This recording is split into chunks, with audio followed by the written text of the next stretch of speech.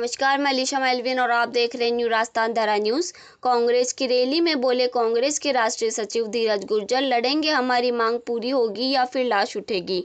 भीलवाड़ा कांग्रेस के राष्ट्रीय सचिव धीरज गुर्जर ने शुक्रवार को प्रशासन को सख्त लहजे में चेतावनी दी कि जन अधिकार आंदोलन के तहत उठाए गए 5 मुद्दों पर ठोस जवाब तैयार रखे। उन्होंने कहा कि अगर किसानों की आवाज़ अनसुनी की गई तो हजारों किसान कलेक्ट्रेट के बाहर ही रात गुजारने को मजबूर होंगे।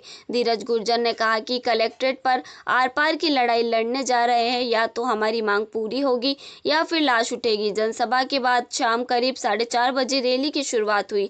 इस रैली में धीरज गुर्जर, प्रताप सिंह खाचरियावास और प्रहलाद गुंजल समेत अन्य कांग्रेस नेता बैलगाड़ी में सवार होकर निकले।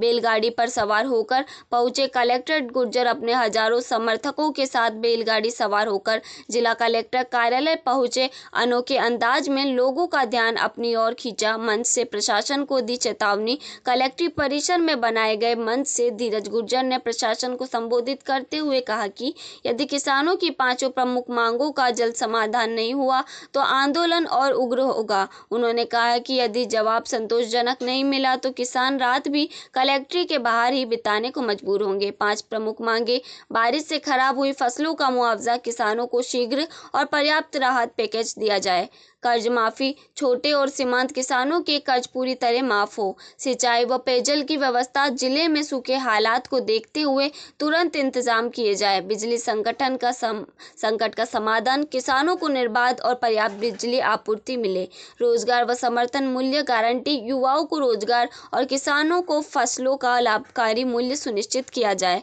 गुर्जर ने कहा कि प्रशासन और सरकार को चाहिए कि समय रहते किसानों को ही इन जायज मांगों को स्वीकार कर समाधान करें। उन्होंने साफ कहा कि यह आंदोलन सिर्फ भीलवाड़ा का नहीं बल्कि प्रदेश भर की आवाज है। Bureau report, Bhagchand Sen.